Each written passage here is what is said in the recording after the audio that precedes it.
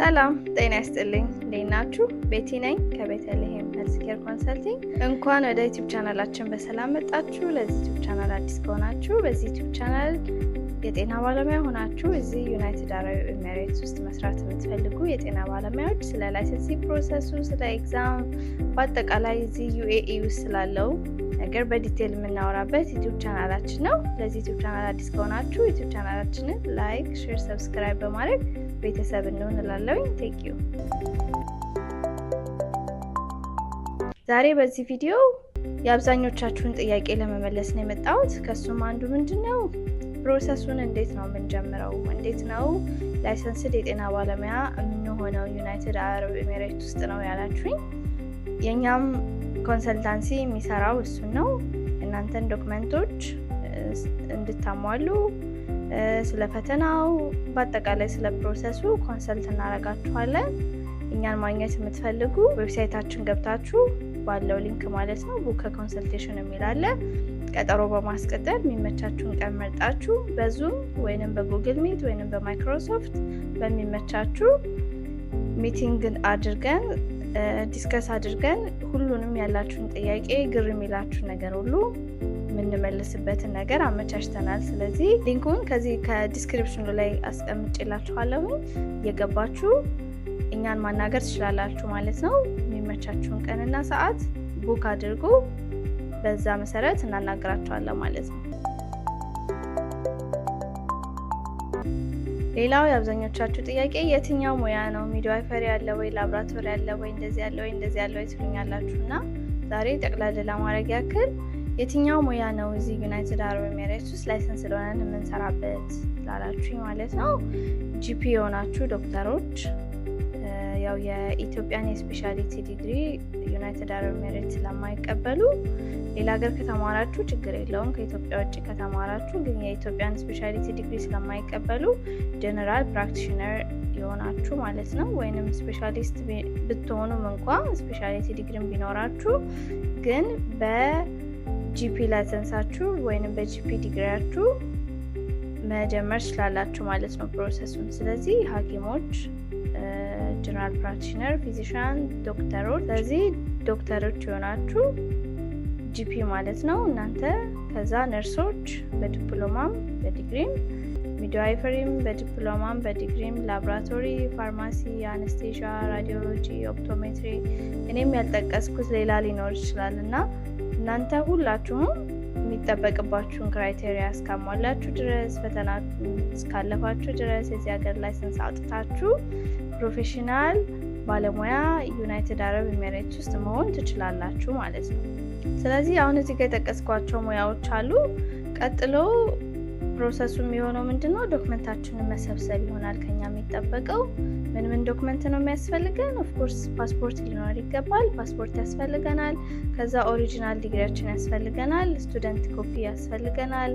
ኦሪጂናል መሆን አለበት፣ የዩኒቨርሲቲው ማህተም ያለው። ከዛ የስራ ልምድ ያስፈልገናል። 2 ዓመትና ከዛ በላይ የሰራንበት የስራ ልምድ በእንግሊዝኛ የተጻፈ። ከዛ የሙያ ላይሰንሳችን ያስፈልገናል።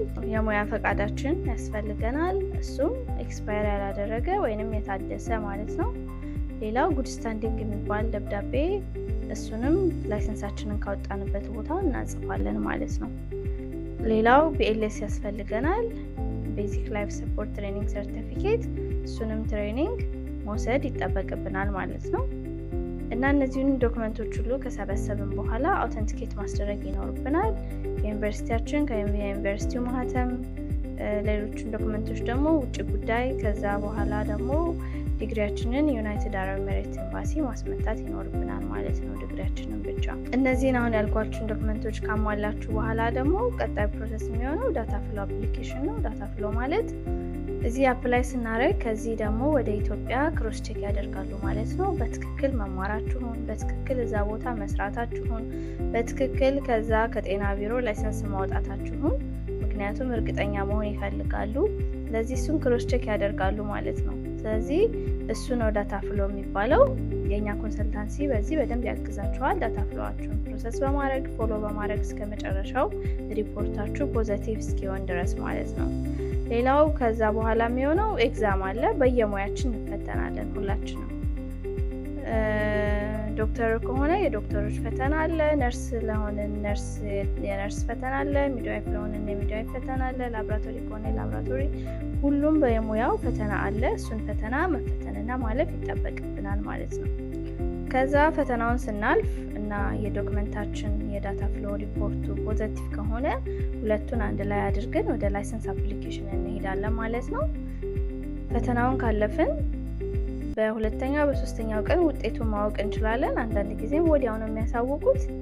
ከዛ ወደ ላይሰንስ አፕሊኬሽን እንሄዳለን። ከዛ እዚህ ሀገር ኤሊጂቢሊቲ ሌተር ወይንም ላይሰንስ አክቲቭ ላይሰንስ የሚሆነው ስራ ስናገኝና አሰሪዎቻችን አክቲቬት ሲያደርጉት ነው። ግን እስከዛ ያው ላይሰንስ ነው ግን አክቲቭ አይደለም ወይንም ኤሊጂቢሊቲ ነው ማለት ነው።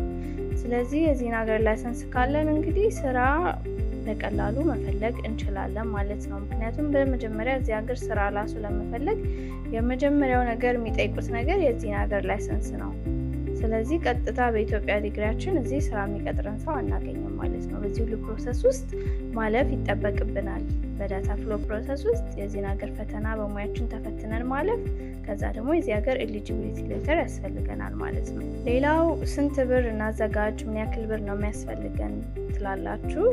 ለፕሮሰሱ ብቻ ከዳታ ፍሎው ለፈተና ለላይሰንሳችሁ ከ200,000 እስከ 250,000 የኢትዮጵያ ብር ሊያስፈልገን ይችላል። ከዛ ሊያንስም ይችላል፣ ሊጨምርም ይችላል። እንደ ኬዛችን ይለያያል፣ እንደ ሙያችን ይለያያል፣ እንዳሉን የወረቀት ብዛቶች ይለያያል። ምክንያቱም የምንከፍለው በወረቀት ብዛት ስለሆነ ፐር ዶክመንት ስለሆነ የሚያስከፍሉት ማለት ነው። ሌላው የቲኬት ወጪ ይኖርብናል። እዚህ ሀገር ስንመጣ የቪዛ ወጪ ይኖርብናል። እሱን እንግዲህ ኦንላይን ቼክ ማድረግ እንችላለን። አቨሬጅ እንግዲህ ቲኬት 80,000 90,000 ነው። እናንተ ኦንላይን ቼክ ማድረግ ትችላላችሁ። ቪዛ 100,000 150,000 እስከ 200,000 ሊሆን ይችላል፣ የአንድ ወር የሁለት ወር ቪዛ። እሱንም ኦንላይን ቼክ ማድረግ ትችላላችሁ። ከዛ እዚህ ስንመጣ የቤት ኪራይ ያስፈልገናል፣ የምግብ፣ የትራንስፖርት እና ሁሉንም ነገር ኮንሲደር አድርገን ቤት እንከራያለን። ቤት የምንከራየው እንደ አቅማችን ነው። የተለያዩ ሼሪንግ ሩሞች አሉ ዋጋቸው የሚቀንስ፣ ወይንም ደግሞ በግላችን የራሳችንን አፓርትመንት መከራየት እንችላለን። 1 ቤድሩም 2 ቤድሩም ስቱዲዮ እንደፈለግን፣ ወይንም ትንንሽ ፓርቲሽን ሩሞች አሉ፣ ወይንም ደግሞ ሼሪንግ የሆነ ቤድ ስፔስ አለ። እነሱን እንደ አቅማችን፣ እንደ ኪሳችን፣ እንደ በጀታችን መከራየት እንችላለን ማለት። ስለዚህ እሱም እንደዛው ከ50,000 እስከ 100,000 የኢትዮጵያ ብር ሊደርስ ይችላል፣ ከዛም ሊያንስ ይችላል። እሱንም እንደዛው በራሳችሁ ቼክ ማድረግ የምትችሉት ነገር ነው። ስለዚህ ዩቲዩብ ቻናል አዲስ ከሆናችሁ ዩቲዩብ ቻናላችንን ላይክ፣ ሼር፣ ሰብስክራይብ በማድረግ ቤተሰብ እንሆን እላለሁኝ። ቴንክ ዩ